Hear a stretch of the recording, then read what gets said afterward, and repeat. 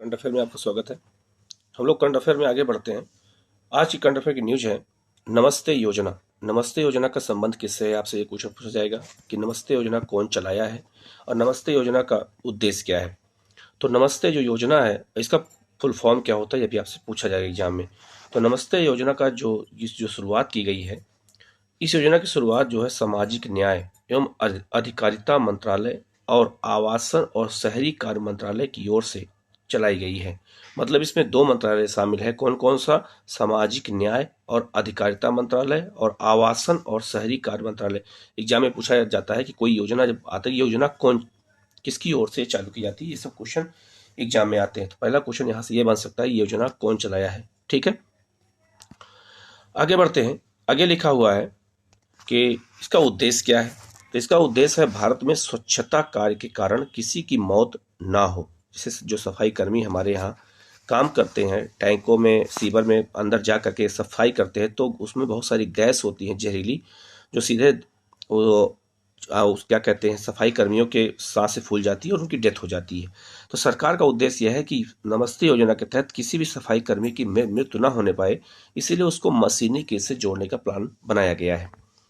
दूसरा इसका उद्देश्य है कि किसी भी सफाई कर्मी की मृत्यु ना हो, और अगर इस नियम का कोई उल्लंघन करता है तो उसे 5 वर्ष तक का कारावास या 5 लाख तक का जुर्माना या दोनों हो सकता है। अगर कि कोई बलपूर्वक जबरदस्ती कर किसी को टैंक में प्रवेश करने को कहता है या ऐसा काम करवाता है, तो उसके लिए ये दंड का प्रावधान भी इसमें किया गया है।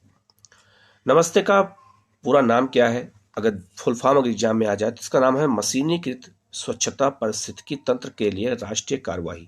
इसका मतलब सिंपल सा ये है, ये तो मान लिया इसका फुल फॉर्म हो गया, लेकिन इसका मतलब ये हुआ कि जो सफाई कर्मी है अब मशीनों के द्वारा सफाई करेंगे, टैंकों की, सीवर की, किसी नालियों की, ना कि हाथ के द्वारा, हाथ से सफाई करेंगे, तो मशीन से सफाई करेंगे। इसीलिए इस योजना का कुछ संबंध किससे है? सफाई कर्मियों से है। तो नमस्ते का पूर्ण रूप क्या है? तो मशीनी की स्वच्छता पारिस्थितिकी तंत्र के लिए राष्ट्रीय कार्यवाही। नमस्ते को अंग्रेजी में क्या कहेंगे? अगर इसको पूछे जाए इंग्लिश में क्या कहेंगे इसको, तो national action for mechanised sanitation ecosystem. ठीक है, तो हिंदी में क्या कहेंगे, इंग्लिश में क्या कहेंगे, ये हमें जानना जरूरी है, नहीं तो यहाँ से क्वेश्चन आता है तो गलत हो जाता है। ठीक है, दूसरा क्वेश्चन है कि भारत के पहले यात्री ड्रोन का नाम क्या है? वरुण।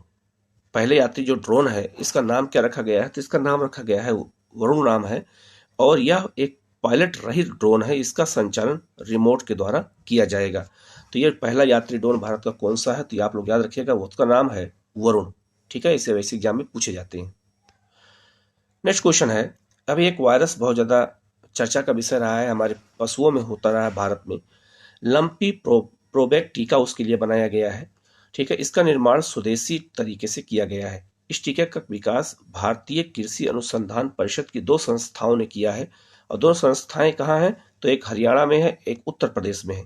तो भारतीय कृषि अनुसंधान परिषद की दो संस्थाएं कौन कौन सी हैं? तो पहली संस्था है राष्ट्रीय अश्व अनुसंधान केंद्र हिसार में है, और दूसरी है राष्ट्र भारतीय पशु चिकित्सा अनुसंधान संस्थान इज्जतनगर बरेली में। इन दोनों ने मिलकर के इस टीके का विकास किया है, और टीके का नाम क्या है? तो टीके का नाम है लंपी प्रोबेक टीका। ये स्वदेशी तरीके से बनाया गया है, ये भी एग्जाम में पूछा जा सकता है। यह टीका किसके लिए बनाया गया? तो यह टीका जो है गांठदार त्वचा रोग, पशुओं में एक रोग अभी आजकल आया है जिसे हम लोग गांठदार त्वचा रोग कहते हैं, यही रोग उस पशुओं में फैला हुआ है। उसका नाम हिंदी में, इंग्लिश में क्या है? लंपी स्किन डिजीज कहते हैं उसको, के लिए बनाया गया है। यह रोग मुख्य रूप से गाय और भैंसों जैसे जानवरों में फैलता है, जो जुगाली करते जानवर जो जुगाली करते हैं उन्हीं जानवरों में ज्यादा फैलता है। लक्षण क्या है इसके? तो इस बीमारी का लक्षण है कि बुखार और त्वचा पर गांठें पड़ना। बुखार और त्वचा पर गांठें पड़ जाती हैं पशुओं के। प्रभाव क्या पड़ता है कि पशुओं का बांझपन होना, गर्भपात होना, पशुओं का वजन कम होना और दूध कम देना, ये इसके लक्षण हैं इस बीमारी के। तो ये टीका किसने बनाया है, ये याद रखना है। या एक बात और आपको याद रखना है, कभी कभी एग्जाम में भी पूछ देता है कि भारतीय पशु चिकित्सा अनुसंधान संस्थान कहाँ पर है? तो ये इज्जतनगर बरेली उत्तर प्रदेश में है। ये भी पूछा जा सकता है कि राष्ट्रीय अश्व अनुसंधान संस्थान कहाँ है? तो ये हिसार हरियाणा में है। तो यहाँ से भी क्वेश्चन, ऐसे क्वेश्चन भी आते हैं, तो उसको भी हमें ध्यान रखना है।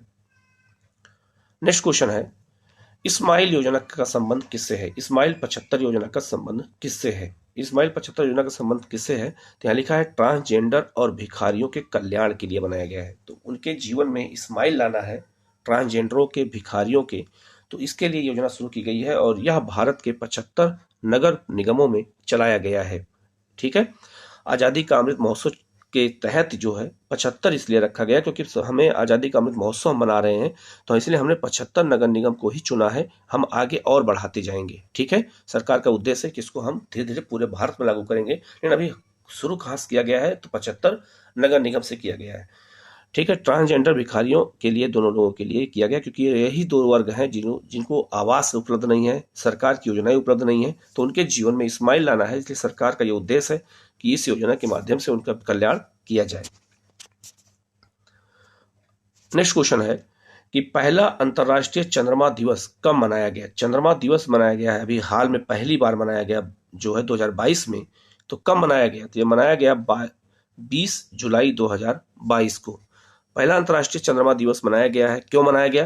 क्योंकि यह दिवस अब अपोलो 11 यान, जो अपोलो 11 यान था, वो चंद्रमा पर पहला मानव उतारे जाने के कारण मनाया गया। पहला मानव जो हमारे यहाँ चंद्रमा पर उतरा था वो 20 जुलाई को उतरा था। और किस यान से गया था? तो अपोलो 11 यान से गया था। 20 जुलाई 1969 को सर्वप्रथम नील आर्मस्ट्रांग चंद्रमा की सतह पर पहुंचने वाले पहले व्यक्ति थे।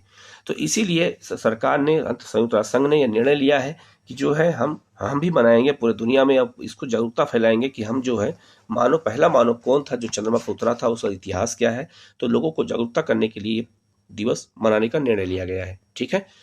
तो आज हम लोग यहीं तक करते हैं। Thank you.